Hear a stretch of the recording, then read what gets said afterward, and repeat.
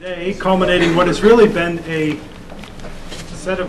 culmination of a set of discussions that have been in the process for a year. We're talking today about HIV/AIDS, agriculture, and conservation impacts and solutions. And Roger Mark D'Souza from Population Reference Bureau and I, at least a year ago, started talking about this, in part to take advantage of Lori Hunter's presence in Washington for the year at various intervals. We've been talking about trying to bring some of these communities together that don't often talk. And I think if you look at the participants list today, you'll see that there are a number of us coming at these questions from very different angles, which is really what we're trying to do here at the Woodrow Wilson Center. As some of you may know, the center is a nonpartisan, non-advocacy forum that tries to bring together the worlds of scholarship and policy practitioners together on a range of topics. In the case of the Environmental Change and Security Program, we try to do that in the areas of environment, health, development, population, and even broader security, conflict, and cooperation issues. We have a lot of those on the table today, and really a big part of what we're trying to do is get some communities to talk with one another, sometimes using very different languages, and we will, I'm sure, hear that both in the presentations as well as in the questions as we hear from conservation, from agriculture, from health, and family planning perspectives. I think we'll see a number of different challenges that we need to overcome, but I think we all agree are certainly important issues that we must overcome. Let me say just a brief word about our speakers. You should have been able to pick up a sheet that has more extensive bio information up front, but Richard Skolnik is going to kick us off. Richard is Director of International Programs at Population Reference Bureau, a position he's assumed here just in October, so we're quite pleased that he's joining the kind of community. He doesn't necessarily know it yet, but Roger, Mark, and I and folks at PRB have had a long collaboration, so we're very pleased that we'll have the benefit starting today of his insights in these forums, and so it's a thrill that he can join us. Previously, he was Executive Director of the Harvard School of Public Health, PEPFAR AIDS treatment program for Botswana, Nigeria, and Tanzania. Previous time at George Washington, I'll let you take a look at the extensive experience that he's had that will allow him to really kick us off with a sense of the perspective from HIV and what we're facing. And we thought, particularly given that we knew we'd have a strong conservation and agriculture audience here, that we really needed to have that understanding to go forward with the discussions of the connections between conservation and agriculture as well.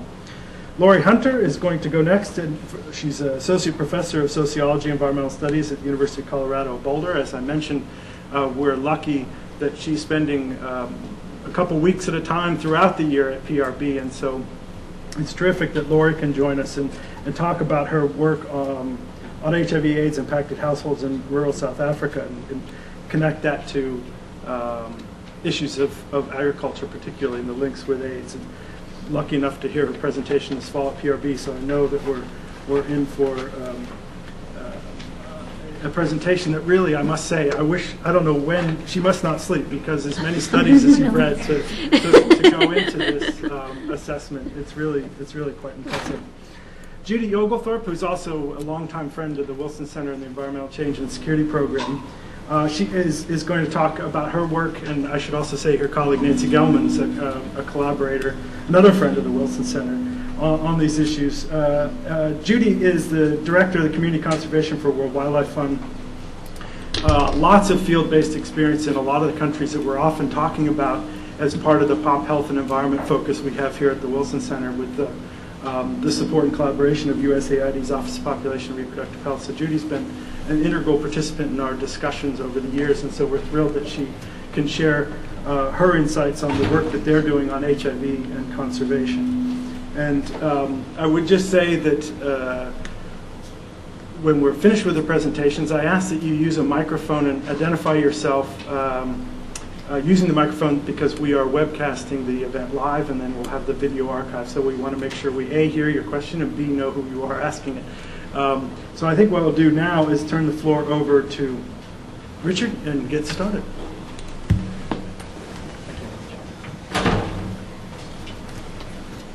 The last time I was at a podium this high, I had to stand on an orange crate, but I'm going to do the best that I can. Thank you very much for giving me an opportunity to join you today. I've been asked really to help establish some of the context for what I'm sure will be a very exciting discussion. In this slide, I'm going to quickly offer some basic statistics on the epidemic, comment on those most vulnerable, examine some of the most important social and economic impacts of the epidemic, and then make a few comments about where the epidemic might be headed. The data and many of the ideas that I'll present are based on the UNAIDS epidemic update for 2006. I'm sure that many of you will be far more expert in HIV than I am, and I look forward to learning from you during what I hope will be an exciting discussion.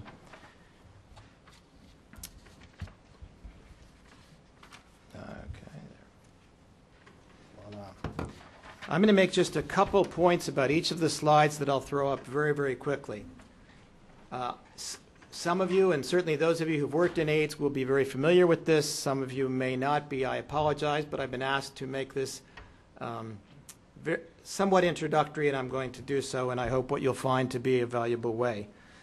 It's important to note that there are almost 39 million people living with HIV/AIDS now worldwide.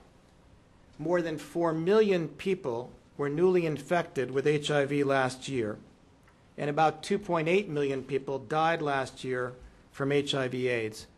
As you'll understand, of course, about 63% of all of the people worldwide who are living with HIV are living in sub-Saharan Africa. When we think about what's happening to the epidemic in terms of new infections, it's sad but true that relatively little progress is being made in stemming the epidemic. The number of new infections continues to increase in most countries. In addition, some countries that had made some important progress in stemming the epidemic appear to be losing ground, or at least some ground, such as Thailand and Uganda.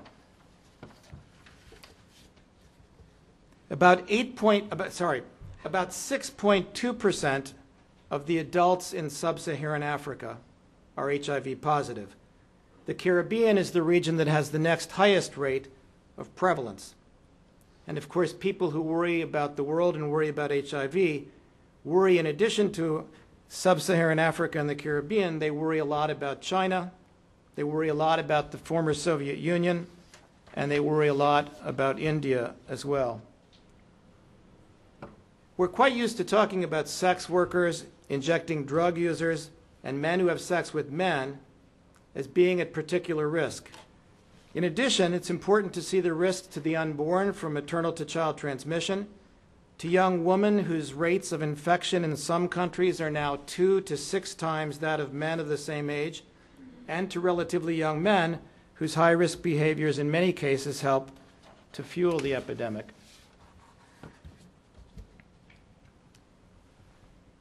When we think about the demographic impact of the epidemic, in high prevalence countries, mortality rates have increased, especially for children under 5 years of age and for adults 20 to 44. Life expectancy in a number of countries, particularly those of highest prevalence, is between 20 and 35% lower than it would be in the absence of HIV. And in the 60 most affected countries, it's estimated that there will be 115 million fewer people by 2015 than there would have been in the absence of HIV. I'm sure everyone is very familiar with what's called the feminization of the epidemic. And there's no doubt that in many circumstances, the epidemic has been feminized. And among groups in some countries, it's been feminized as well. In addition, as you can see here, there are many ways in which women bear a disproportionate share of the social, the economic, and the medical costs of HIV. I'm actually speaking much, much more slowly than usual. The pace seems to, let me know if I go too quickly, because I'm trying really just to highlight the very most important points, while you can look at the slides and think about those points as well. In the absence of treatment, about 1/3 of the children born to HIV-positive mothers will themselves be HIV positive, leading to large numbers of infected children. The issue of orphans, of course, is a social question of exceptional dimensions, again, mostly affecting sub-Saharan Africa. And those of you who subscribe to the Kaiser Network News will have seen an interesting little article this morning on what's perceived by many to be insufficient attention to the problem of HIV among children. The impacts of HIV are so consequential because of the large amount of disability associated with AIDS. People can be sick for a long time, they get opportunistic infections, and they could take some time to die after becoming ill, and largely, of course, they die of TB. During this period, they seek treatment of a variety of sorts, they lose their ability to work, and they become dependent on others for care.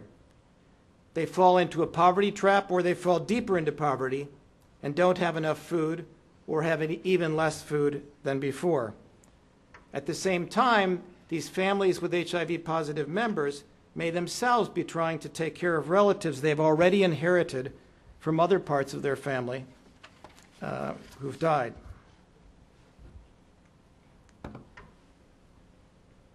And again, please keep in mind what I'm trying to do is establish some contextual factors so our friends who worry most about the environment conservation will have a foundation on which they can speak more, to which they can speak more.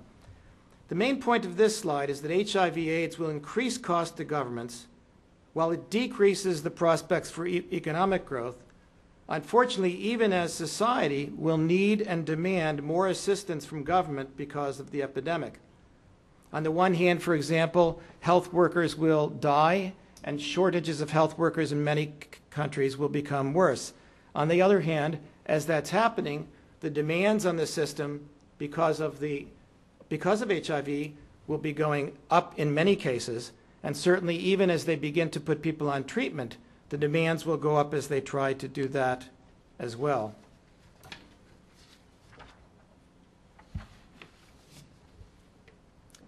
Relevant to today's discussion is the projection that high prevalence countries will lose between 10 and 20% of their agricultural labor force over the next 10 years due to HIV. But it doesn't take much to think about these economic impacts, which overall, a number of people have projected that in high prevalence countries, those countries will lose something on the order of 1% of their gross national product per year foregone from the impact of the HIV/AIDS epidemic. So let me conclude by making a few comments about the future. I'm not a futurist. I don't really know for sure what's going to happen to the epidemic, but I think a number of people who know it well would suggest that something like this is likely to happen, at least in the medium term. One is that in a few countries, new infections will probably decrease. To date, very few countries have been in this position, or very few parts of countries. Uganda, Thailand, Cambodia, I think the Dominican Republic, Senegal, and if southeastern India were a separate country, and I want to ensure anyone of Indian descent here, I'm not advocating that, then Tamil Nadu, of course, would also be considered an important place, which has made some good progress in stemming the incidence rate or the number of new infections. On the other hand, we could probably look forward in many other countries to the number of new infections continuing to grow. Now, as people get put on antiretroviral therapy in increasing numbers, the total number of people with HIV who are alive in many countries will, of course, continue to increase. As the spread of efforts to stem maternal to child transmission increase, we should hopefully see the number of orphans, we should see the growth in the number of orphans decrease as well. But the most important point of this slide is that even with excellent progress in putting people on treatment, the social and the economic cost of HIV/AIDS that I noted earlier are very likely, if not certain, to continue for some time to come in the future. Thank you very much.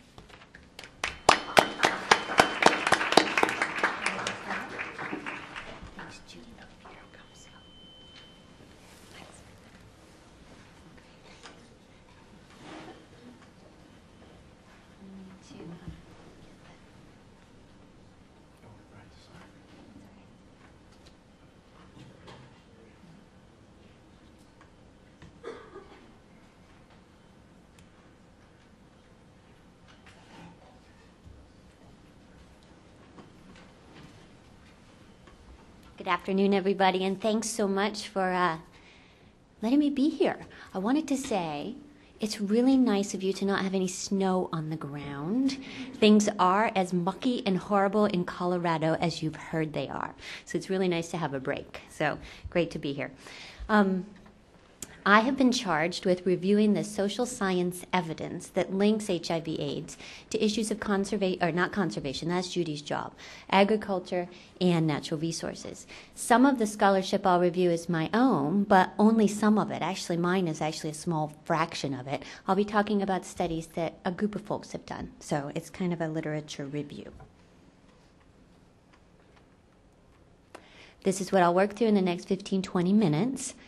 First, talk about a livelihoods framework that I use a lot with my colleagues in South Africa when we're looking at the linkages between AIDS and the environment. And I think it's really helpful as we focus on natural capital as a particular kind of resource that households have available to them. And then I'll move to talk specifically about environmental linkages with AIDS, looking at agriculture, natural resources, especially with regard to meeting energy needs, dietary needs, and needs with regard to health and healing. Judy will then talk about conservation. So first, let's look at the Rural Livelihoods Framework. This is compiled from a variety of sources and is what my colleague Wayne Twine and I refer to often when we're thinking about research questions and linking household well-being with different kinds of decisions that households make with regard to livelihoods. If we start over here on the side with capital assets, households in rural areas of developing countries, you all know, just like us, right? We have a range, kind of a suite of assets, types of assets available to us that we make various use of with the ultimate goal of achieving particular kinds of well-being. Human capital, our own labor, right? Their own labor. Financial capital, that might be wages earned from formal employment, informal employment, grants. Where I work in rural South Africa, pensions are very important, and childcare grants. Physical capital, things like wheelbarrows sure help when you're collecting fuel wood. Tractors help when you're working agricultural land. Social capital, tremendously important in rural villages where I work, the relationship that you have with village elders, with your neighbors, with your kin. A tremendous part of coping strategies for AIDS-impacted households is how they tap into the social capital that they've developed over the course of a lifetime. And then natural capital. We often don't think about natural capital explicitly, but in fact in households where there's a very high level of use of natural resources, natural capital is hugely important with regard to achieving livelihood outcomes. So we all make decisions about how to use our various suite of assets with the aim of achieving particular livelihood goals. This is food security, health, wealth, well-being. The different assets can be pulled together in a variety of ways, right? This is diversification of livelihood strategies and something that scholarship has documented quite well within the context of rural areas of developing countries. Households might aim to diversify income sources by engaging in migration and having particular members of the household remit wages. It's a tremendously important source of income in the area where I work in South Africa. Engaging in local labor, to garner financial capital, and again, the social grants. Things like use of natural resources could be part of livelihood strategies, which is what we'll talk about specifically here today.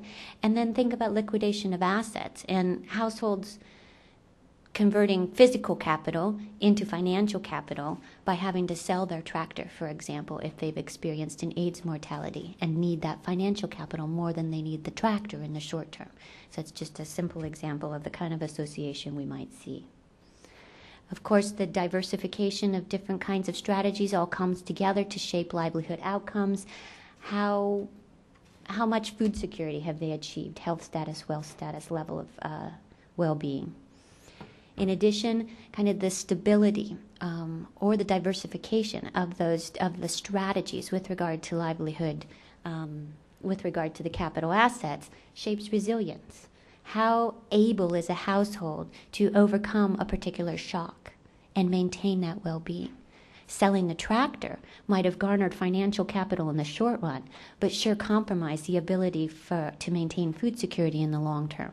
Right? So the ability to be resilient with regard to strategies. And then shocks. Households experience particular kinds of shocks. HIV/AIDS mortality is only one. Retrenchment means getting laid off. Drought, as far as a climate shock, which is another thing that I'm looking into in South Africa. Other kinds of stresses, obviously chronic poverty, chronic illness, and resource shortages.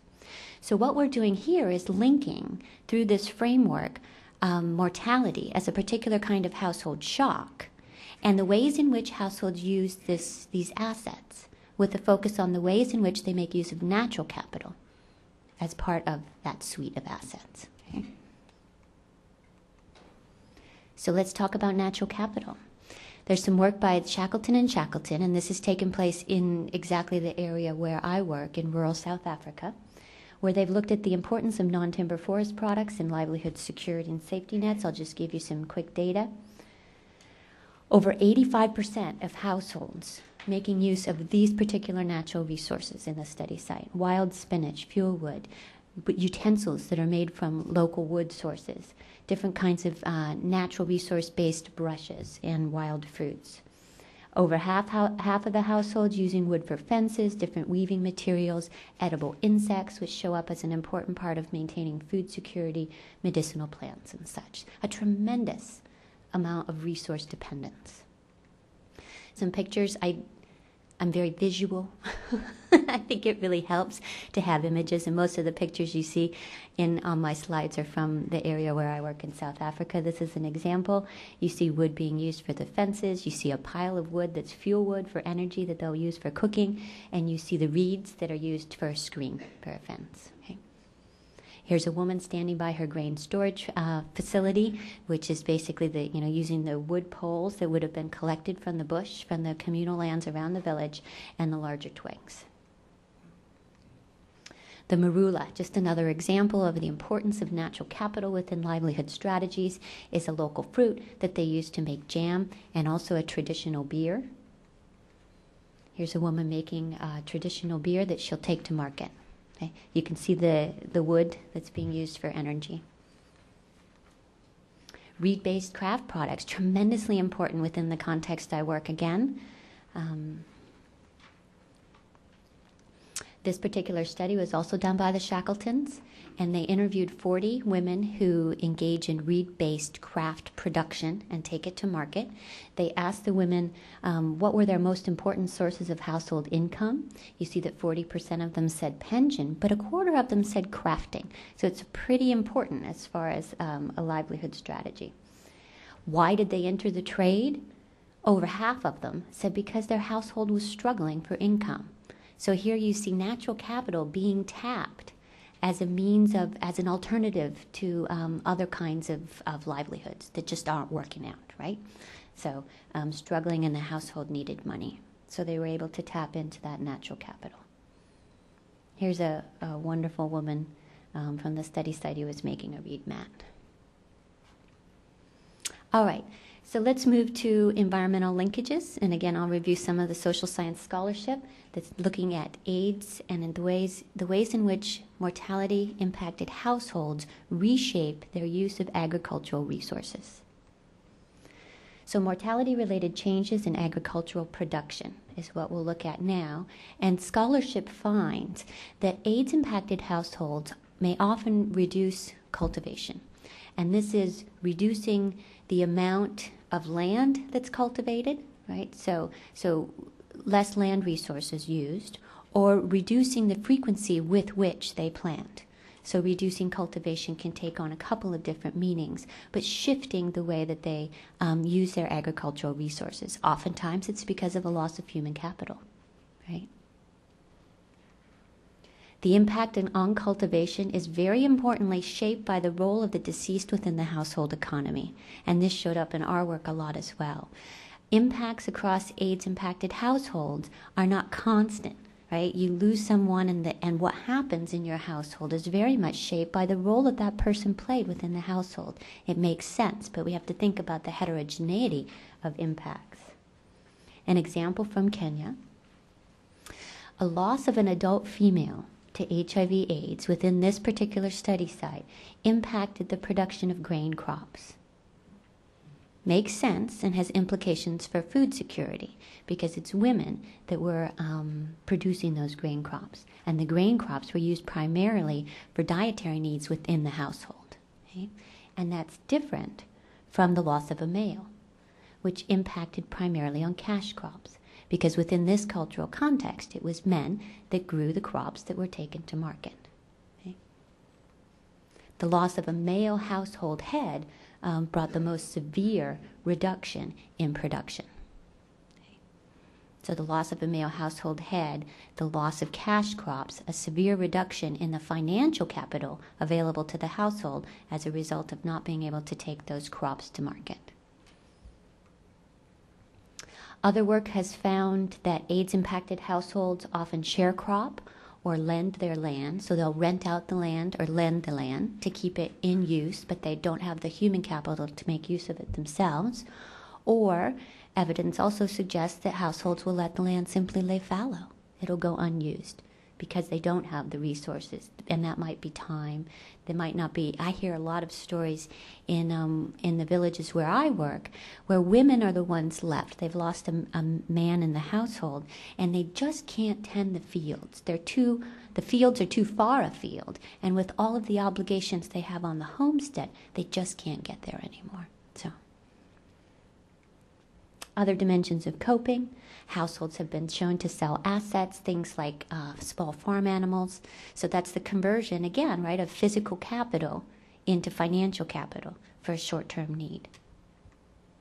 Little indication of a quick recovery. So some scholarships suggest, or some folks suggest, I guess, that AIDS impacts might be quite short-term, and that ultimately households will identify particular strategies that work for them. We are actually finding some of that in rural South Africa, but this particular study in Kenya found that the AIDS impacts were not just confined to the period right after death, but were much longer term. And households with higher SES as socioeconomic status, so households with a higher socioeconomic status had less significant effects. Makes a lot of sense, right? Go back to that framework and think about resilience. Households with higher socioeconomic status have more resilience because they probably have more financial capital, physical capital, social capital, all of these different kinds of assets available at their disposal, so they are more resilient when it comes to a shock. So we could think about that within that conceptual framework as well. Another dimension of agricultural impacts, which we don't often consider but which is turning out to be very important, is that adult mortality may threaten land tenure. This is a study that was done in Kenya. I want to lead you to a couple of pieces of this quote, but the fact that the prevailing practice with regard to land inheritance is patriarchal. So in households where the man was lost, oftentimes a woman loses access to the land. It may be passed on to the son, the brother, or somebody else, somebody of a different gender. Okay? And oftentimes, oh my. I wasn't touching it. It was right. It was like this.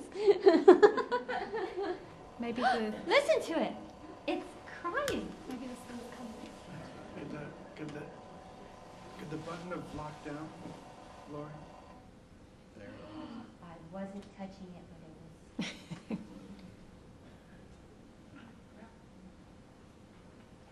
You're a quick clicker. Did you guys get that? Did you want me to repeat? This last part is what I wanted to zoom in on here. Reports that when a married man dies of AIDS or becomes infected, sometimes the woman can be accused of infecting her husband, and the widows are under great pressure to leave the marital home. Anecdotal evidence, but really important insofar as it suggests gendered impacts. Right? Okay. Agriculture. So we see kind of changes in production, and we see impacts with regard to land tenure. I'm going to move on to natural resources and think about the ways in which AIDS shapes natural resource issues. So, like I said at the very beginning, I want to talk about meeting energy needs, meeting dietary needs, and meeting needs with regard to health and healing. That's where my study site is. I've referenced it a couple of times. It's way up in the extreme northeast of South Africa. It's a demographic surveillance site called the Agincourt Health and Population Unit. And one of my projects there with my colleague Twine looked at fuel wood use as fuel wood is an important part of meeting energy needs. Fuel wood is harvested by the vast majority of households, and even if a village is electrified. And that's because households can't afford the electricity, but they also can't afford the appliances that would make use of the electricity. So it's even more than not being able to afford the electricity. What about HIV/AIDS? We actually found, and this is through survey evidence, that mortality-impacted households were more likely to use fuel wood for cooking and for heating water. So they're collecting fuel wood, more so the non-mortality households, the hypothesis being that they no longer have resources to buy fuel wood, right, from others who have harvested it elsewhere, or to make use of electricity. So they're more dependent upon fuel wood as an energy source. And this is especially true for households with low socioeconomic status. So they're using natural capital because they lack financial capital and have lost human capital, right? You can put it back into that framework. What about dietary needs?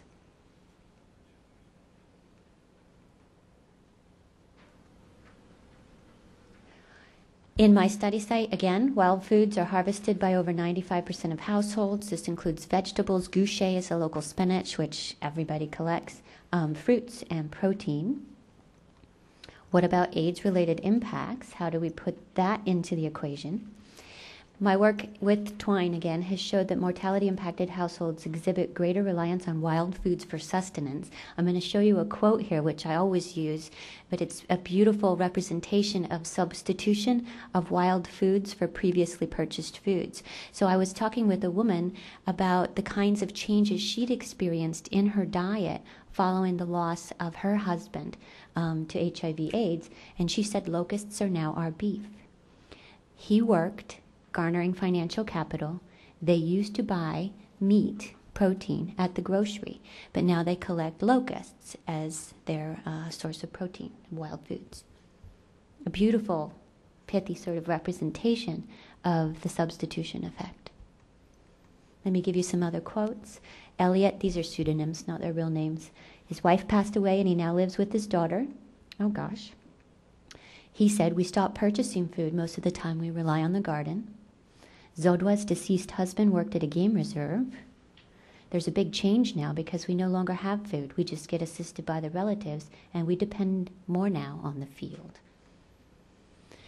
So not only land-based resources might be used to meet dietary needs in AIDS-impacted families, but fisheries as well, fish resources. And I've not done work in this area, but other work has suggested that HIV/AIDS is associated with increased resource extraction. And this work has been done in Tanzania, and one of the co-authors of this particular piece is Melissa Thaxton, who's at Population Reference Bureau. So there's some information on dietary needs. Let's move now to health and healing. Here we need to shift gears a little bit because I've been talking about mortality. And the work on health and healing tends to deal mostly with illness, sickness, the morbidity that might come from HIV-positive status. So how do we link HIV/AIDS and the environment through kind of a health lens? There's a couple of different ways to do it. Think about environmental scarcity and what that might mean with regard to food security, especially in contexts where households are so dependent upon local vegetables, fruits, and locusts, right? So environmental scarcity can lead to food insecurity and nutritional shortage. That nutritional shortage increases susceptibility to opportunistic infections.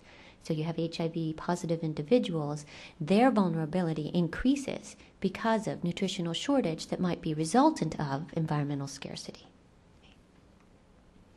There's a nice review of the literature put together by these folks and published a few years ago, if anybody's interested.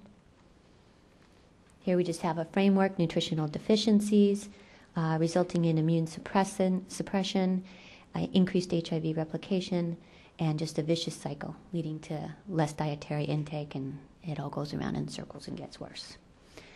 The nutritional role of indigenous foods has been documented. The key findings that the biochemical composition of the foods are very rich, very helpful in maintaining health, a major contribution to meeting daily nutritional needs. So you can imagine environmental scarcity definitely leading to food insecurity. Let's make another link, HIV/AIDS environment, and link them again through health. Here we have nutritional shortage. This is brand new scholarship. I couldn't find the, I was accessing our library at Colorado, and it's not, I could only get the abstract. I couldn't get the whole thing because it's so brand new. But nutritional shortage lessens the effectiveness of HIV/AIDS treatments. And let me just read you a piece from the abstract. It's a really interesting idea, and like I said, it's brand new work. That moderate to severe malnutrition was present in 16% of the patients at the time of starting antiretroviral treatment. So they were examining ART effectiveness and found that this malnutrition was a very significant independent predictor of death. So malnourished patients are less receptive to the antiretroviral treatments, right? So you can link it back to environmental scarcity, given the important link between diet and the environment. That link hasn't explicitly been made in the literature, so it's kind of a hypothesis, but I think a rational one. We'll have to do the work, huh? All right, I'm going to leave with kind of a framework that then Judy will take up. But we've talked about individual level impacts, mostly the last couple of minutes with regard to health and HIV/AIDS and the use of natural resources, the ways in which environmental scarcity might shape individual susceptibility to AIDS. Okay. At the household level, we've talked about vulnerability, right?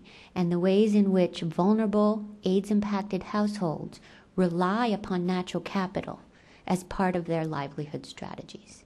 So we've talked at the individual level about health. We've talked at the household level about use of natural resources to meet energy needs, dietary needs, and such. Judy's now going to talk about community level, national level, and global issues.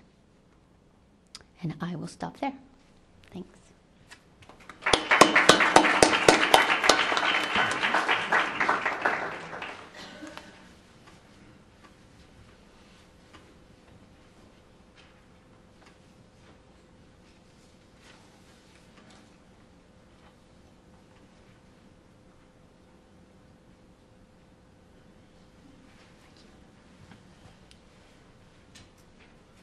Thank you. So I'm going to pick up where Laurie left off. I'm going to start at community level and work my way up. I just want to say that this presentation is from me, but also from Nancy Gelman, who's sitting here in the second row from the Africa Biodiversity Collaborative Group. The ABCG is a coalition of NGOs based in the US that are doing conservation work in the field in Africa. So African Wildlife Foundation, Conservation International, IUCN, the World Conservation Union, the Wildlife Conservation Society, World Resources Institute, and my own organisation, the World Wildlife Fund.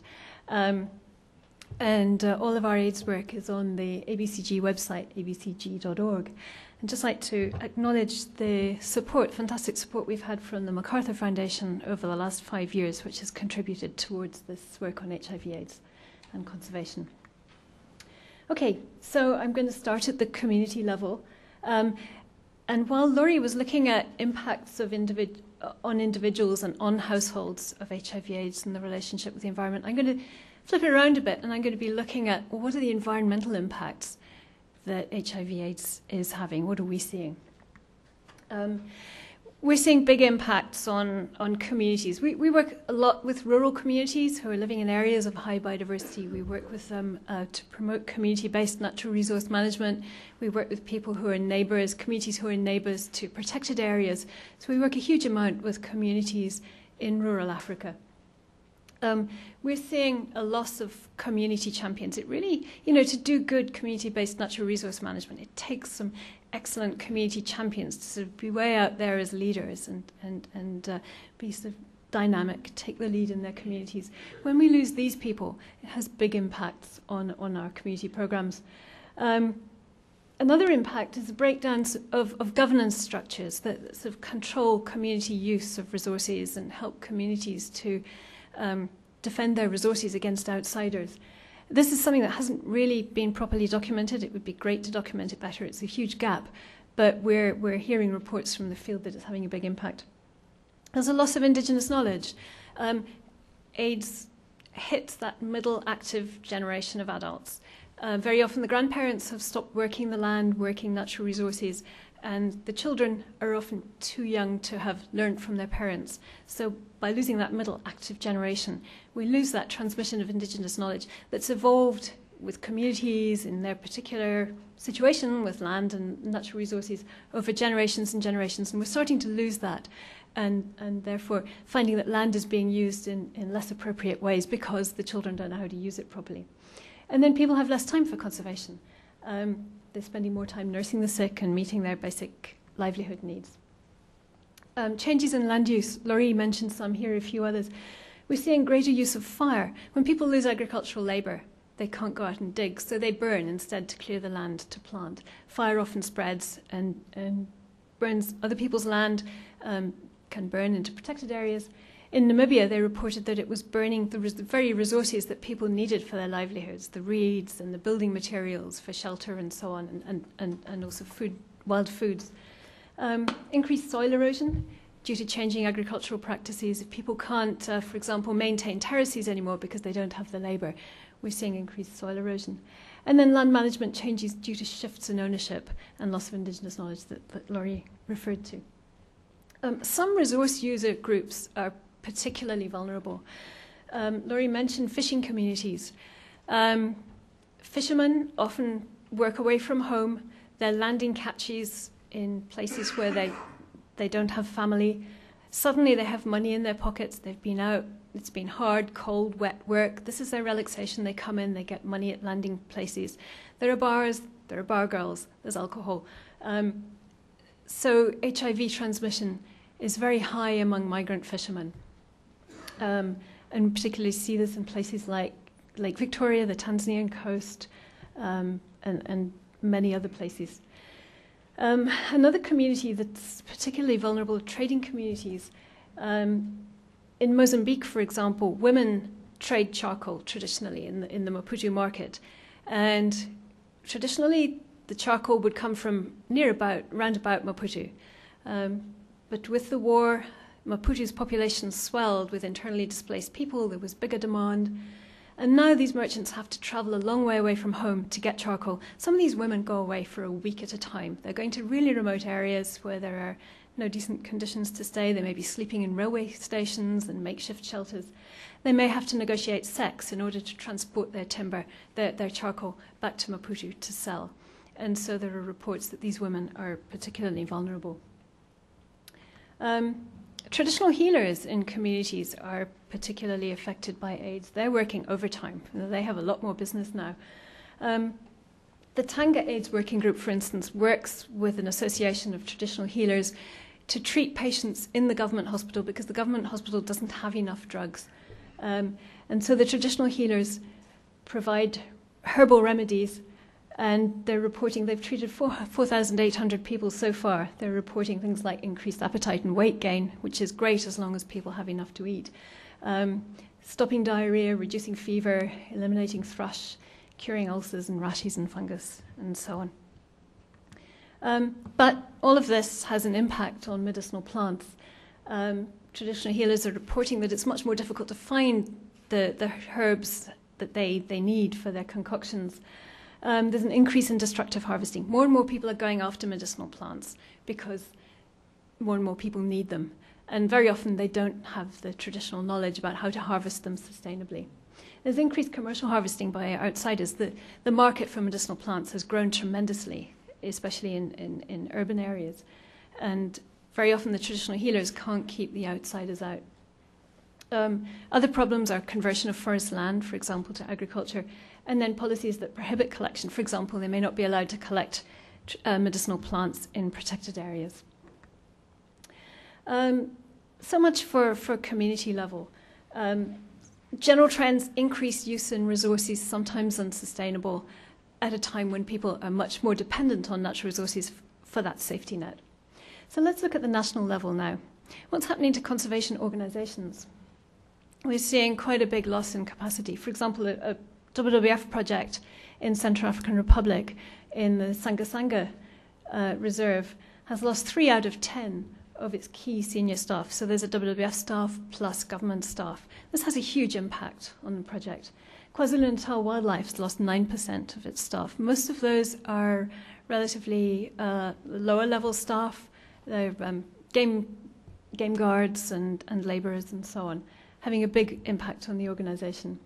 The Wildlife and Environmental Society of Malawi lost 7 out of 50 staff, and a fire awareness programme in Southern Africa lost 10 out of 12 extensionists. They spent a lot of time and investment training those extensionists, and they lost nearly all of them. Why is the conservation sector particularly vulnerable? All sectors are losing staff. You know, teachers are dying, health workers are dying. But there are some reasons why we're particularly vulnerable. We tend to post our staff away from their families in remote areas. So they're working in national parks or they're working in community programs and having to live away from their families. Maybe there aren't schools, there aren't clinics, there isn't housing where they can take their families. Same for drivers and community workers. Law enforcement workers may use undue influence over local women. If they catch local women, for example, in a forest reserve and they're taking firewood illegally, instead of fining them, they may barter sex. Law enforcement staff are often rotated between protected areas to try and rule out corruption. Often they take what they call a local wife in one protected area. If they're transferred to another, they may take another local wife there. And so the infection moves between protected areas. And, as a background, HIV/AIDS awareness is often pretty low and prevention is not promoted. Condoms are not available, and so on. So we're seeing loss of productivity. It's affecting law enforcement, it's affecting policy work, research, education, tourism development, community work, protected area management. Loss of institutional memory. A colleague of mine who owns a private game reserve in Swaziland, his manager died very, very quickly. He was in hospital for a week and then he was dead. He took all the knowledge about how to manage that reserve, where the water reticulation was, how to manage the wildlife and so on and so forth. All that institutional memory was lost, and that's happening a lot. Loss of training investment. I mean, we may invest $40,000, for example, to train an African to get a master's. If that person dies, we lose that huge investment. And we're having to divert conservation funds for AIDS costs, so funeral costs, sick leave, training new staff, and so on and so forth. And then the longer-term impact that Richard was talking about, the social, economic, and environmental impacts. They haven't peaked yet. We haven't seen the worst. The number of AIDS orphans is increasing with low education, possibility of a future youth bulge because of the way that AIDS affects population structures. And these orphans in rural areas have less commitment to sound land and natural resource management. They have lower education, they don't have indigenous knowledge. Added to that, the increased food insecurity, poverty, and natural resource depletion that Laurie was talking about. So the situation is not good, and we're talking about one of the poorest continents of the world that is worst affected. So, what can the conservation sector do about this? The health sector can't do everything. It's not addressing the AIDS conservation linkage. We have to take a multi-sectoral approach, and the conservation sector needs to take action. What can we do?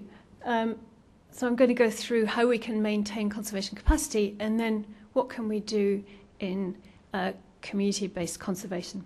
So in terms of maintaining our own capacity, we can do the obvious things that all sectors can do. Developing HIV/AIDS workplace policies, promoting awareness, voluntary counselling, testing, wellness programs, overcoming stigma and discrimination. And you have to remember that a lot of the people who work in conservation, it's a very male-dominated sector, very traditional, and sometimes it's pretty difficult to break through to these people, that they actually need to move outside their mould and do more than just conservation.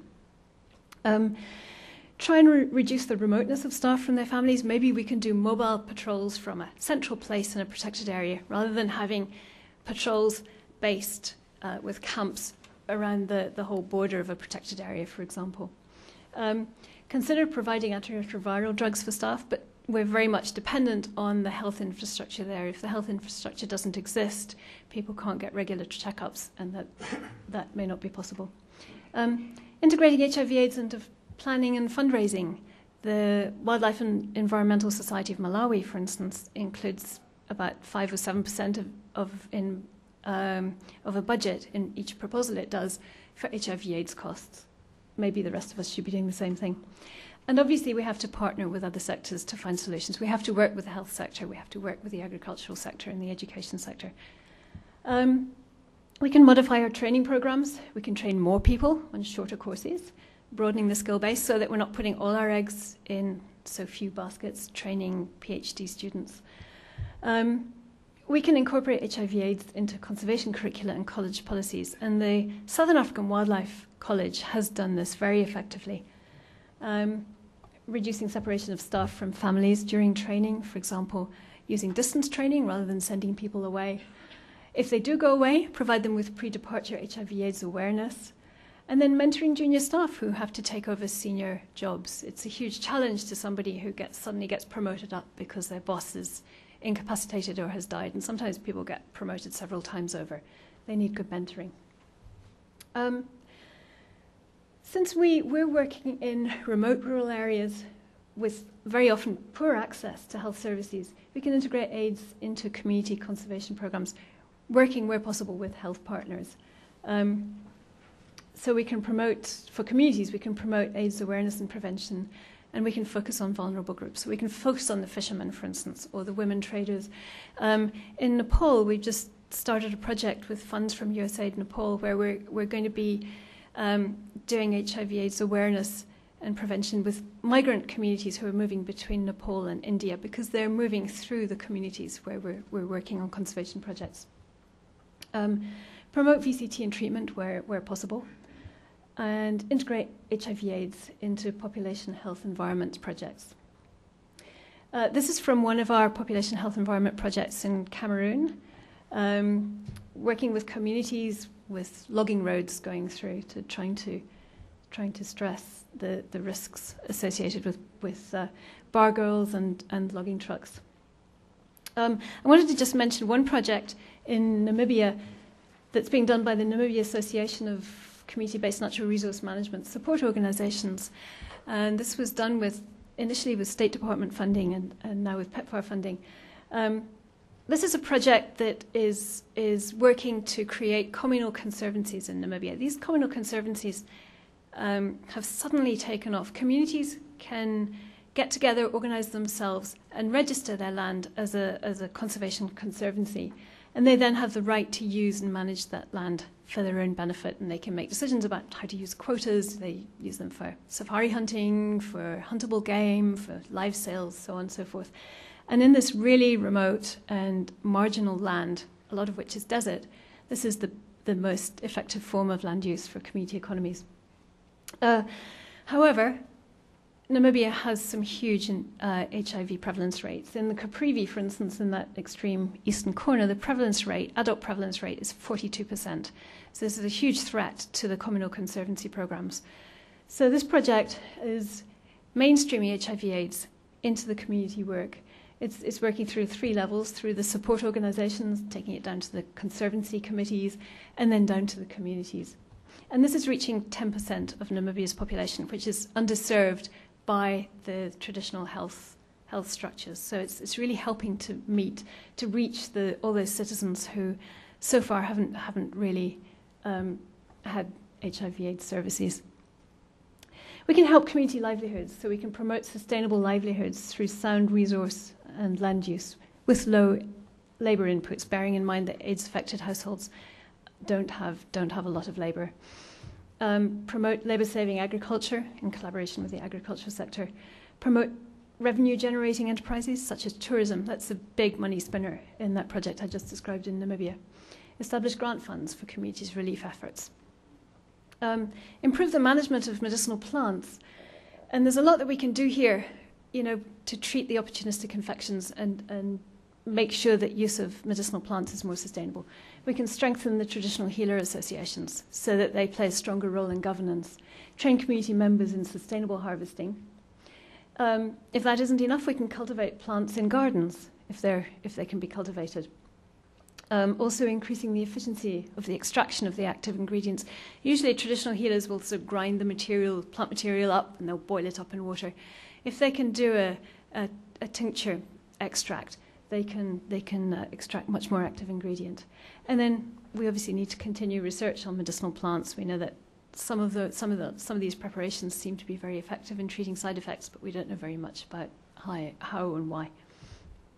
Empowering women and girls is really, really important. And we can do this through natural resource management programs, working on the resources that they use. We can promote women's health, including family planning and negotiation of safe sex. So building women's capacity to negotiate safe sex.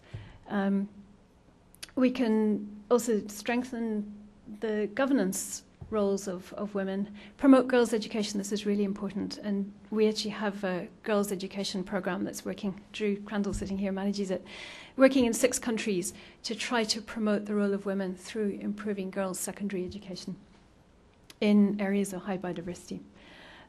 Promoting changes in land inheritance laws and the way that land inheritance is practiced so that widows and orphans can inherit land and can stay on land instead of getting kicked off it.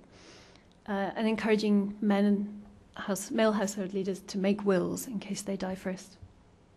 Helping orphans, so mentoring youth in natural resource management, documenting and fostering Indigenous knowledge, encouraging education, promoting training and employment. It's a project in South Africa run by the Wilderness Foundation, Umzi Wetu project, which is pictured here, which is actually encouraging the employment of orphans. It provides them with education, and then finds them jobs, for example, in game reserves.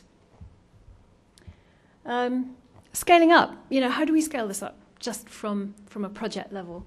Well, we got a resolution through at the last World Conservation Congress for IUCN and its members to take action on this issue. And we're now working with IUCN, we're doing some fundraising and developing a strategy to move this resolution forward. We need more studies to increase the understanding of the impacts of AIDS on the environment and vice versa. And we also need to quantify the impacts to make this effort more credible. We're starting to produce a manual for the conservation sector on how to reduce the impacts of AIDS. We're planning national programs to roll out efforts, so these would be typically have a national workshop, assist organisations with workplace policies, mainstream AIDS into community conservation programs, targeting training institutions, taking the African experiences to next wave regions, other parts of the world. So, for example, our office in Nepal is really, really interested in the Africa experiences and is going to do a workplace policy, has already started doing work with communities integrating HIV/AIDS. And then obviously networking and capacity building.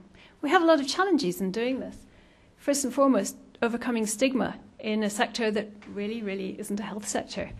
Finding and mentoring conservation HIV/AIDS champions. Once we get champions, they're great, but they need support. It's a lonely job being a champion in a conservation organisation.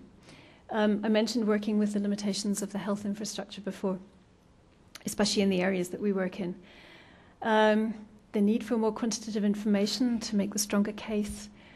Monitoring impacts of interventions. We're working on that, but we need to do that better. And then fundraising for multi-sectoral approaches, especially at international levels. That's been a major challenge. There's a lot of work for HIV/AIDS, but a lot of it is going to health programs, and it's difficult to attract funding for multi-sectoral work. The photograph here shows a bunch of champions in Namibia. This is the NACSO project, from their national coordinator down to conservancy level, and some of the community volunteers. So there's a lot going on. It's scattered. It's mostly relatively small, but I think there is huge potential for the conservation sector to do more, work with the health sector, reach those remote communities that are just now feeling the impacts of AIDS, and really there's time to make a difference there. So thank you.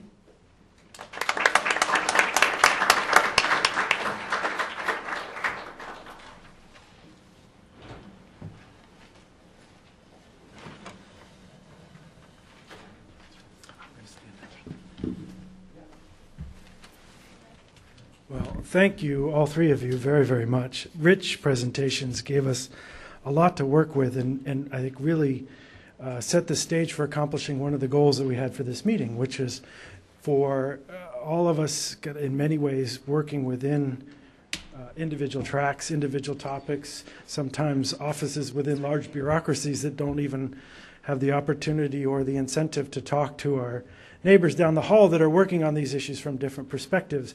We see this was really a motivation for us to get these issues on the table, to understand the linkages from an analytical and research perspective, but also to go into some of the greater depth on understanding what's happening in the field in terms of how I'm playing it out and how trying to tackle these things. So we want to have a conversation here and draw on the questions from the audience. Let me just remind you, if you please let us know who you are and use the microphone that one of my colleagues will bring to you.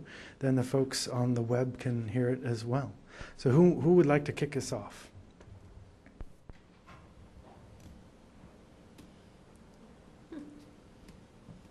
Yeah, someone, it'll come. Yes, sir. All right, Karen will bring you a microphone. Rick Burzon, USAID, Global Health Office of HIV/AIDS. I do monitoring and evaluation and basically social science activities. I was wondering if those of you that may have read Laurie Garrett's article recently in Foreign Affairs, which really focused on a lot of the silo mentality approach to dealing with issues such as AIDS and other diseases and illnesses, which get so much of the attention, but then other activities which are very much related seem to fall by the wayside, just primary care as an example. A lot of the support that often comes forward is very specifically targeted and doesn't allow us to do the kind of, look at the kind of relationships that you all have been speaking to this afternoon. And just if you had a comment on that approach to a way forward in terms of strategy.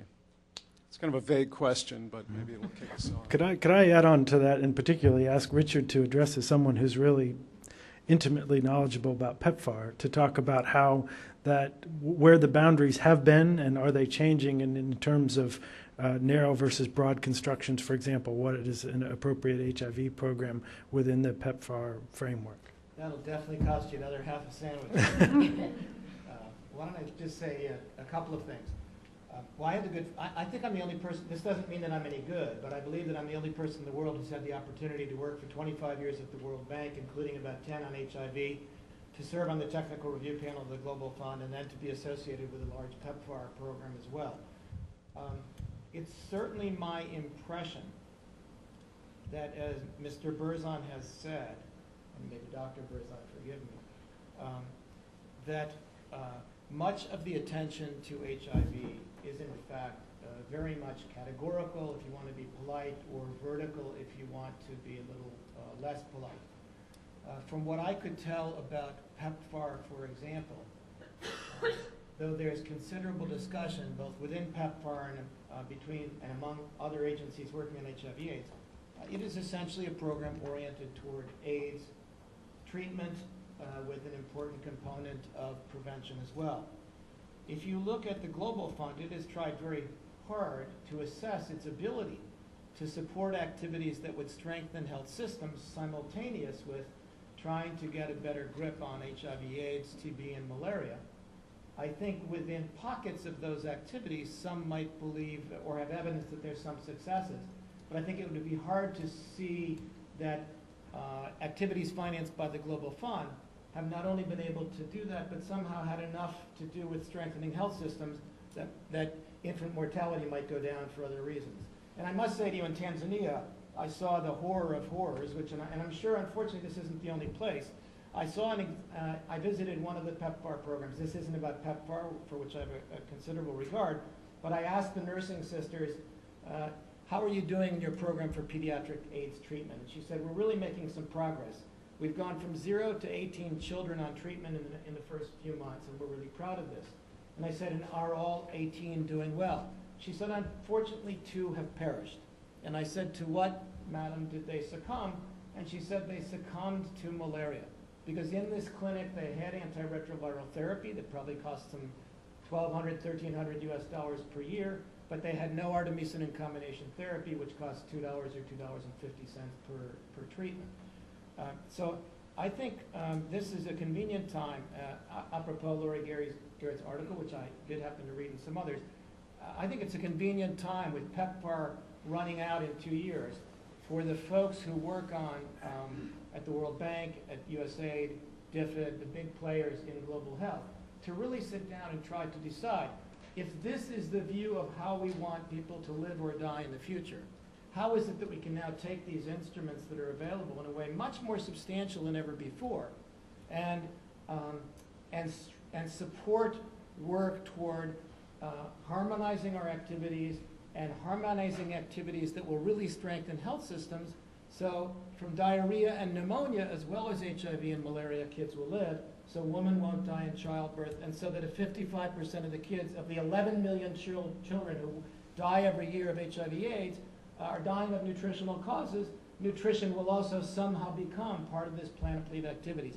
I think Dr. Berzon's question is a good one. I think we're very far away. I think the article raised some very valuable points, and I think this has really got to be an area for dramatic and considerable attention in the next few years, or we'll go on and see each other and keep having this discussion. I'm sorry for my enthusiasm for this. It's a topic about which I'm enthusiastic. And if I can just add to that, you've just talked about the health sector and broadening things within the health sector. We're faced with the challenge of how do we broaden the approach out to the better management of natural resources to help for example, and agriculture, to help in nutrition, to help in fuel wood, to help in clean water. So it's a huge issue, I think, and there's a huge amount of stovepiping at the moment. Anything we can do to sort of broaden this out is better. I will say, that PEPFAR is funding some multi-sectoral approaches at country level. So, for example, Namibia, Tanzania, and so on, which is really great. But we need to be able to do it at all levels. Mm-hmm. And also have that cooperation go on back here in Washington among the different parties that put it together. Lori, did you want to comment on that one? Same kind of impacts in my world, in that funding available for prevention and treatment of HIV/AIDS taking priority, and the other dimensions of HIV/AIDS, be it environmental dimensions, just social dimensions more broadly, more difficult to find resources to do that kind of work, to document those impacts, which is precisely what's going to allow Judy to make the case of the importance. So. Okay, Charlie, tell him. Yes, I work with Rick Berzon, same area, and in global health, in evaluation. I think that, to follow on Rick's comment, I think that the issues that you're addressing are even much broader than you mentioned. As a social scientist, I was a little surprised that Lori didn't include culture, didn't include politics. Those two are very important in South Africa. I happened to be in that northeast region 2 weeks ago, either in Limpopo or in Mpumalanga. Yeah, I'm in Limpopo. Limpopo, okay. So the politics and the multi-sectoral arrangements there, and I'm trying to, the reason I want to broaden it is I think case studies are very instructive. You're dealing with a northeastern area of South Africa, where, and if you were to compare that, let's say, to many of the Sahelian countries or West African countries, you'd see how different it is. And why is it, if I were to compare my recent experience in Ethiopia, where many of the same issues of livelihood strategies, resilience, coping, vulnerability, we studied that to death. There was almost no HIV/AIDS, almost none. Yet there was grinding poverty and hunger. Now you find the similar situation in South Africa. Much lower population growth, lower density, really a fairly dynamic economic mechanism, a lot more moving around, and yet you're confronting no reduction in new infections. So I think what I'm saying is a broader case study approach, maybe comparative. Maybe one could learn from one section of sub-Saharan Africa to the other. We haven't dealt with the population issue. If this is, we've been dealing here with often in this occasion, in these series, with population dynamics. Now, I didn't hear anything relating to population growth, density, urbanization, and also the related issues of the politics. I think avoiding politics is really a problem. The politics of local development in Limpopo province, the development of the timber industry, tremendous economic growth, but in the hands of a white elite and under ANC control. So I think for the livelihoods of those people in Limpopo, I would, again, hate to suggest even a broader historical approach. I didn't get your name. Oh, I'm sorry, I said it, Charlie Teller. Charlie Teller. Charlie, thank you. Two things. Gib and Jeff are going to have to let me come back so I can talk just about my research, and then I'll be able to tell you about culture and politics and how it shapes life in Limpopo, because this was such a broad overview of a variety of scholarship. And Charlie, you just provided a wonderful rationale for my future research agenda. Which USA is more than welcome to support. What I didn't get to say, again, because it wasn't focused on my own work in particular, but that the demographic surveillance site at which I work is one of a broad network of surveillance sites. There's over 20 in different parts of Africa and Asia primarily. And part of my effort in the next few years will be to do precisely what you suggested, would be to do comparative work, looking at these linkages across a variety of cultural contexts with different political and cultural histories. So that work hasn't been done yet.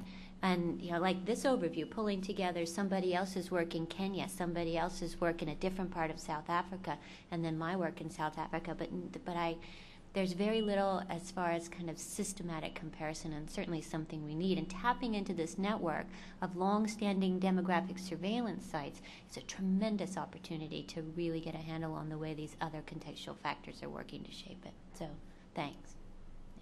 Okay. I'd like to ask Judy. Judy, do you find that WWF is the exception or the rule in terms of trying to integrate HIV programs into conservation? I would say WWF is very patchy. I mean, we're not a very normal conservation organization. We're a network, and so some of our offices are really good. I mean, Namibia, for instance, is really moving ahead. Our office in East Africa had a workplace policy about 5 or 6 years ago, which was, it wasn't a very, if we look at it now, it wasn't that comprehensive, but at least they had it. Our office in Tanzania is starting to work with communities. We're in Kenya, we have a population health environment project, which is funded by the Population Office, which has integrated HIV/AIDS. But it's patchy, I would say. I think we've probably done a pretty good job of integrating HIV/AIDS into health projects. We haven't done such a good job, I think, of protecting our own organisation, except in a few places. And I think it's partly because we're decentralised. One organisation that has done a very good job of a workplace policy is African Wildlife Foundation. They really struggled because they work in several countries in Africa, and they had to take into account all the different labour laws in the different countries, and yet they wanted to be fair and have a policy that would work for the whole organisation. And in some countries there was access to antiretrovirals, in other countries there wasn't, and they wanted to be fair about treatment and so on and so forth. So I would say they're much further ahead than we are in terms of workplace. We're probably further ahead, in terms of integrating it into community projects, but very patchy. And this thing on champions is really important. If I can't find somebody in an office to sort of take the lead and take this on, it often doesn't work. So it's, I wouldn't say that we have a golden halo. It's you're very kind to kind of lay that out for us, but in the sense that when the biggies in the environmental area are getting together? Is this something that's on the table? Or is this something that's only if you're working in sub-Saharan Africa or for that part of the organization as part of it? I'm trying to get a sense, just as we are looking often at the population health and nutrition program and environment programs, that some of the NGOs are picking it up and seeing it as central, and many of the others, if there are opportunities, yes, but don't see it as a central component to getting their work done. Is that something that you find kind of beyond WWF in partners that you would have and be engaging, whether they are local NGOs or also, I'm thinking particularly the folks that we often talk with in this town, the other big international environmental NGOs? Yeah. Well, the Africa Biodiversity Collaborative Group needs a lot of credit here for pulling together its 7 members at that point. And really taking the lead on this, because none of us would take it on as an emerging issue ourselves individually. So ABCG did a consultancy. Consultant went to 5 countries, came back with a lot of really interesting results. Not only does it affect our organizational capacity, it also affects the way communities use resources and land. We had a workshop in Kenya where we brought in the Kenyan conservation organizations. And really it was from that we sort of established, well, these are the main impacts, this is what the conservation sector can do. And we've added to that since, but that was sort of the main foundation of it. I think most organizations, once we sort of get them to the stage of coming to a workshop or something, they do get engaged, but they may not carry on. You know, the question is, how do you sort of institutionalize it and make it sustainable is another issue as well. We've had organizations that have come, but then have not taken it further. But Nancy, do you want to add to that? Hi, I'm Nancy Gelman with the Africa Biodiversity Collaborative Group. And I think that since the resolution was passed at the World Conservation Congress, this has really raised the profile of the issue. And we need more champions to carry it on. But I think that there's definitely an awareness, and we hope that we'll see a lot more of the organizations do more on the issue. Terrific. Nancy, if you could just pass it down to Roger Mark, and we'll have him as the next question, then we'll go to the panel. Great presentations. Roger Mark D'Souza, the Population Reference Bureau. 2 very quick questions to the panel. In Richard's introductory comments in setting the context, he mentioned briefly the security link and talked about HIV/AIDS in the military. And I wondered whether the panel could comment a little bit about the security dimension, both security in the traditional sense, protection, military security, but also in a non-traditional sense. And some of that has come up in your what you presented in terms of individual security or security at the household level. The second question also relates to a point that Richard made in setting the context and looking at prevalence rates internationally. And being from the Caribbean, I'm always concerned when we talk about HIV/AIDS from the Caribbean, and I wonder whether you could share any thoughts or perspectives in terms of how could we think of applying these lessons or replicating programs for a region like the Caribbean that's made up primarily of smaller islands, smaller ecosystems, landscapes, and what that might mean. Perhaps I could just say one word to start. When I threw up the phrase I did about security, I really wanted to refer to security broadly speaking. And that is not only security as it relates to HIV in the police force, not only security as it relates to HIV in the military, but really security as it relates to the following question. What will societies look like, 5 years, 7 years, and 10 years down the road if today a quarter or a third of their adult population is HIV positive?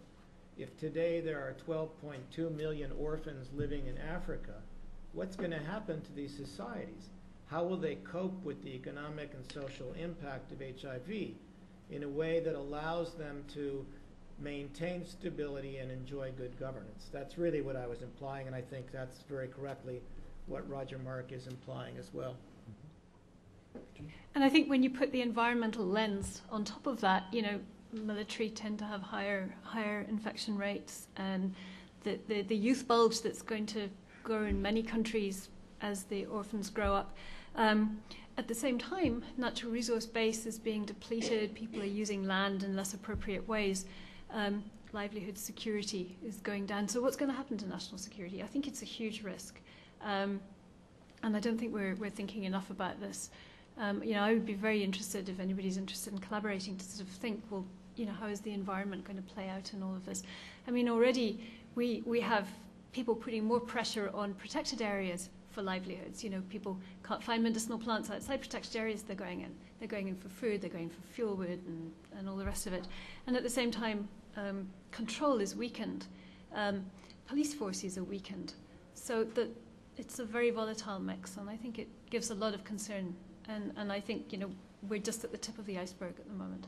You add to that climate change and extreme weather shocks and so on and so forth. I think there's a lot to be worried about. And to come back to Charlie's comment too, South Africa in particular, a decade after apartheid has disappeared and democracy being introduced, so a tremendously politically vulnerable, in a sense, time, and real tremendous efforts being put into bringing up the black South African population to positions of power and influence. So certainly HIV/AIDS is going to have a tremendous impact on the nation's ability to really effectively govern with black South Africans in power. I wanted to talk about Roger Mark's comment with regard to the Caribbean. And Charlie, again, such a good social scientist, I think we have to think very carefully about how issues in the Caribbean may be different, culture and politics. We cannot transfer the lessons that we have learned in Africa and just kind of pick them up and move them to the island states. We've got to do some work in that area. And I'm at early stages of a project looking at land use change and engaging in risky sex in Haiti. And in that, as preparation for that project, I went out and looked for literature linking HIV/AIDS to the environment in the Caribbean and came up totally empty-handed. So I think we have a whole lot to learn, and we've got to take in the differences with regard to culture, politics, social norms, and all of that. So we can't just assume what we know about Africa will transfer to the Caribbean, for sure. I wanted to make one additional comment, if I might. Is one of the things that I would very much like to see developed, both in some places in Africa that have an important tourism business, and in places in the Caribbean, which would also have places in the Caribbean in which tourism would also be very important, would be to try to encourage the development of economic and social development programs, the aim of which is to promote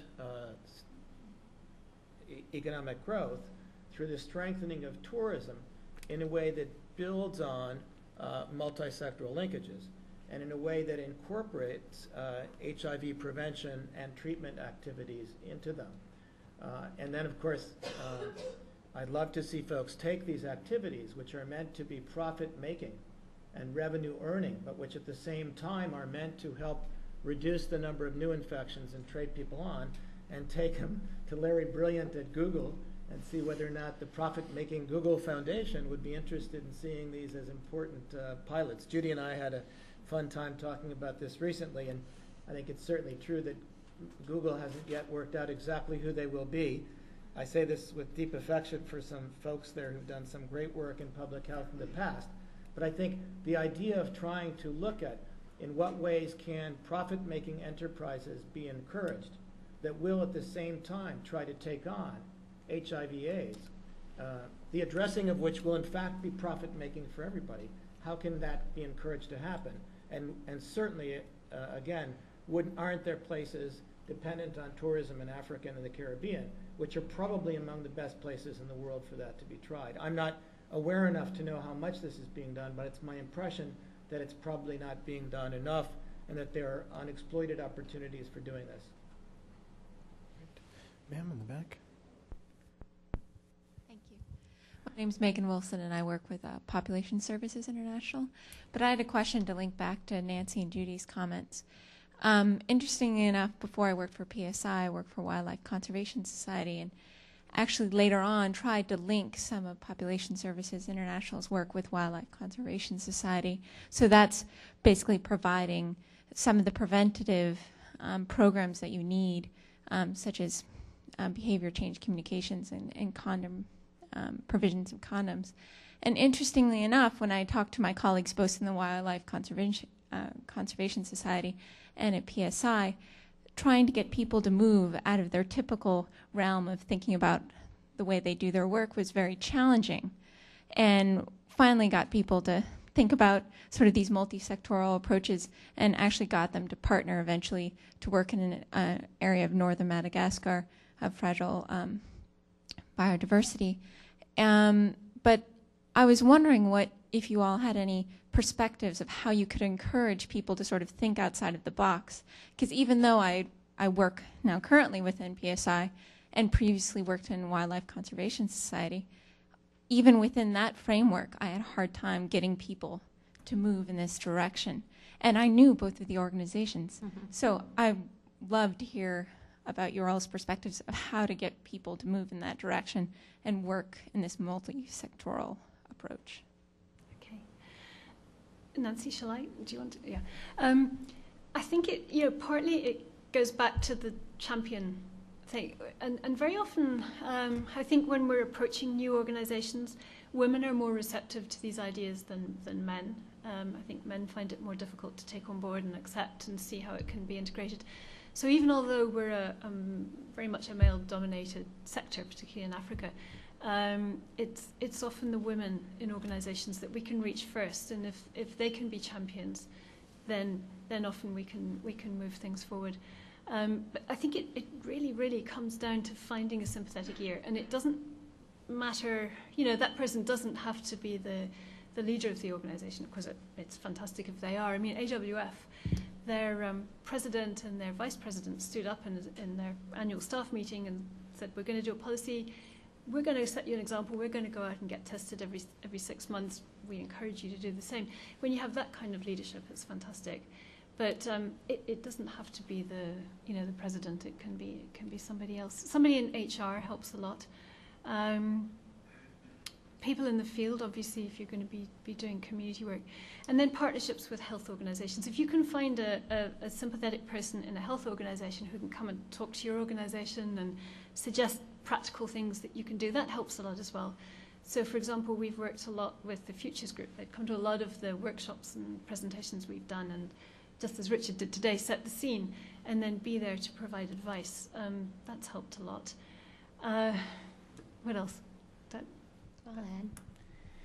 I think one thing too, I'm always the advocate for good social science, but evidence of really solid evidence of the effectiveness of integrating the issues as opposed to working within silos. So as projects are started, think about solid evaluation, and if that means collaborating outside with others who do that kind of work, but they've got documentation of the validity of this approach. I think it's essential.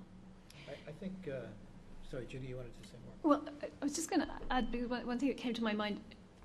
One of the very, very frustrating things about HIV/AIDS is that it takes so long for people to die, and I don't mean that in a callous way, but so many more people get infected before somebody that they know well dies.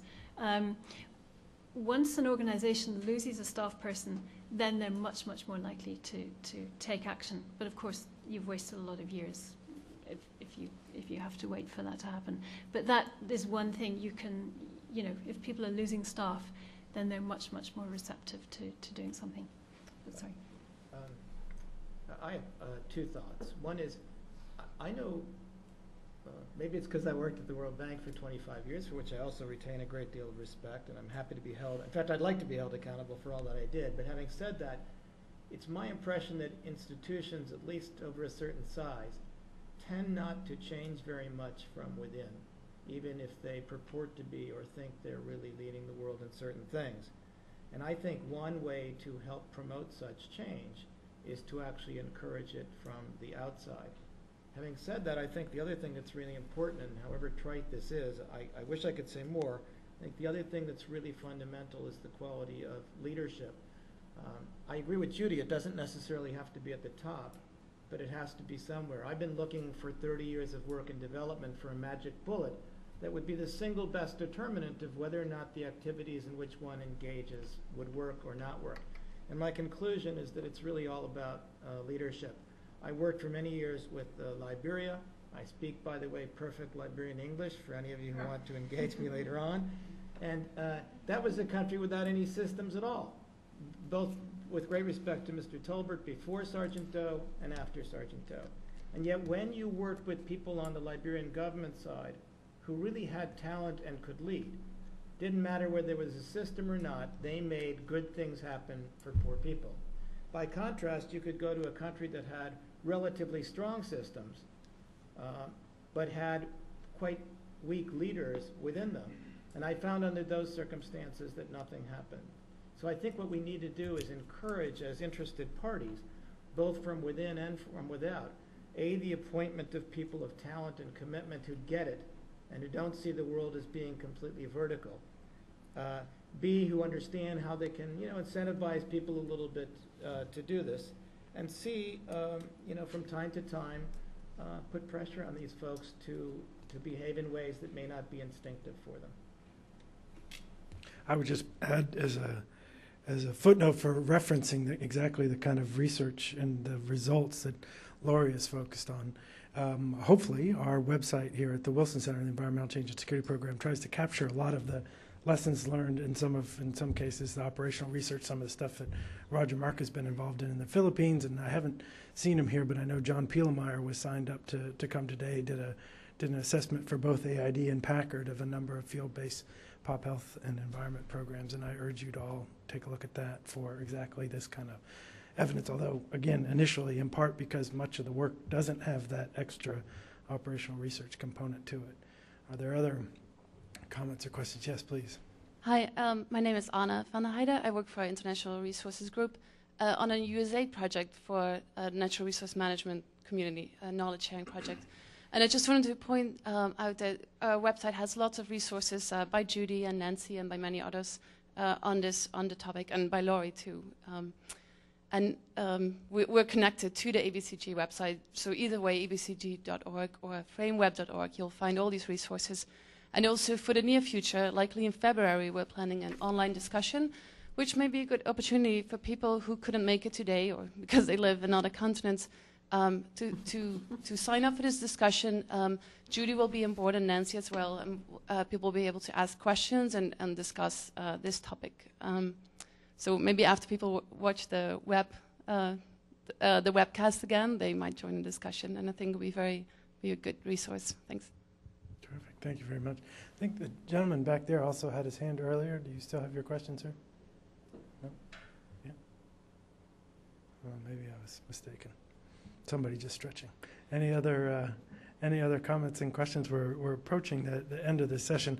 You can obviously see that there's an awful lot more to both do and to analyze and to understand. I think it's incumbent on those of us in the room in a funding role, in a research role, and a practitioner role to try to get outside our comfort zones, to understand how these issues relate, to understand how they're integral, and in fact, the people that we're talking about live integrated lives. They don't have kind of the first 15 minutes of the day segmented for their concern about AIDS and the next 15 on agriculture. This is together for them. It needs to be together for us as we analyze it and try to work on it, even though it does force us to learn new languages and work with people whom we don't know, and God forbid a social scientist actually work with a natural scientist or an MD. So I urge you to try to get outside your comfort zone and work on these things and help us as we try to facilitate these discussions and these dialogues. So won't you join me in thanking our panelists for today's discussion.